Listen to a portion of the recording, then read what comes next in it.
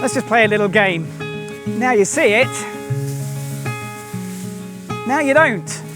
So this is a cheap plastic dust sheet, and it's going to make a great background on any location. In fact, if your background on location isn't absolutely ideal, then this can be a great artistic alternative.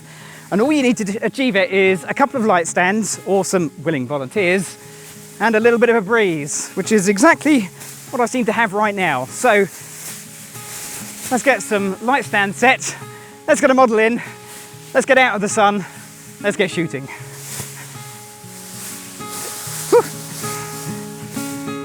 So to help me out today, I've got the amazing Chloe. But as you can see, Chloe isn't on her own because I've also got two fantastic assistants. I've got Super Sam, fantastic Freya. They're going to be helping me out by being human light stands, but they're not going to be holding lights. They're going to be holding the plastic background, which, well, before we do, let's just take a picture without it, because how would you deal with this scene normally? What you would probably do is to use a shallow depth of field. So, well, I can try that. Let's try something like f2.8 and see if I can blur this background out. So even if I try and blur this background, it's never going to disappear and look all nice and arty. In fact, I'm going to make it worse because I'm actually going to be working at f8. Yeah, now everything's pretty much in focus as you would expect. So let's try that exact same settings, but this time, can we raise the plastic sheeting, please? I like this. This is fantastic.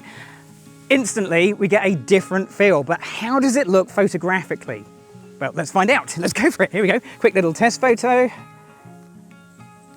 And it looks so much more interesting, but when you look close, not only do you see the texture from the plastic sheeting, but some of the color in the background comes through that sheeting as well. So we have something more than just the sheet on its own.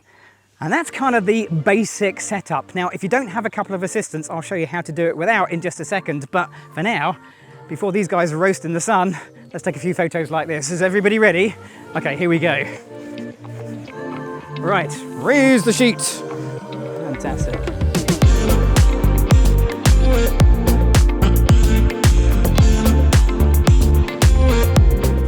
So Chloe is standing on the bottom of the sheet, which means that as it billows onto her, which is kind of really good.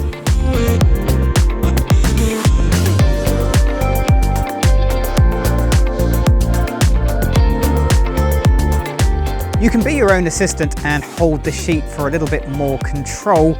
You will be photographing along the side, but I actually think that looks pretty good.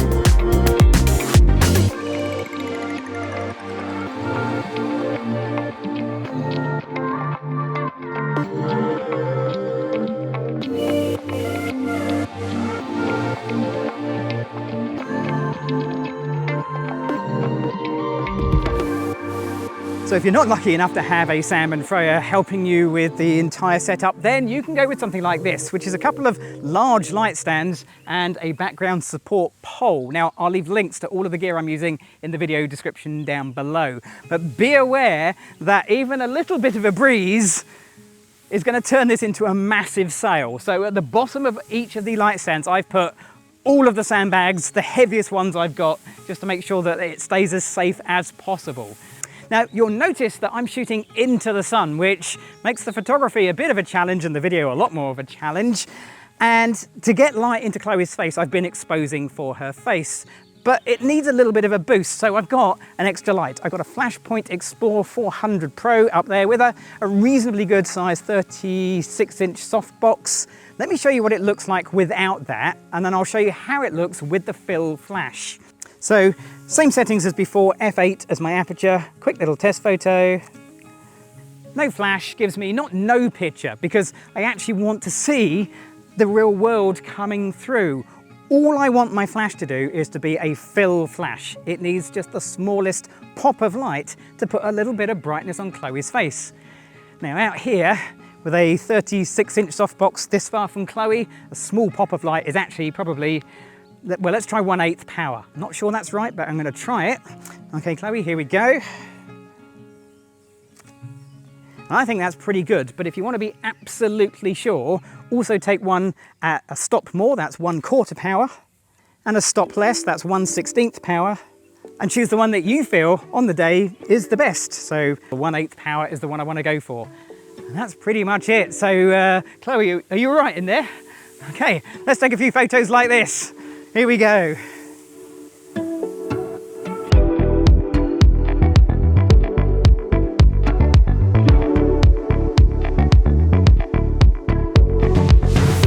Chloe is positioned in line with the light stands, and with the really loose sheet it can wrap around her and envelop her, and that is exactly the look I'm going for.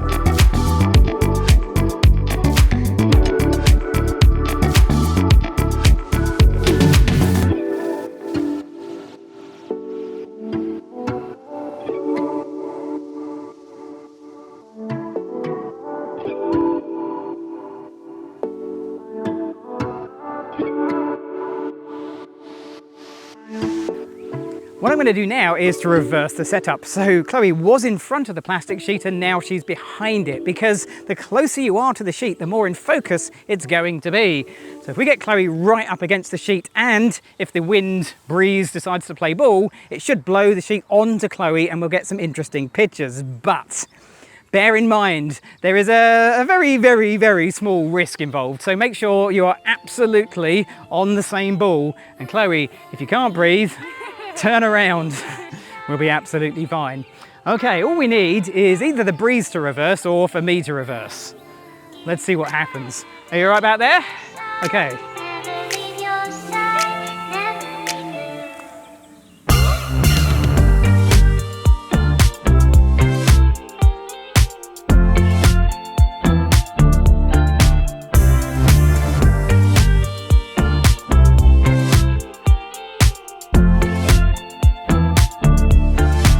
Yes, the wind is swirling in all directions, which means Chloe and I keep having to swap sides. Now, when Chloe's back is to the sun, I'm using flash to fill in her face, and when she's facing the sun, I'm just using the natural light.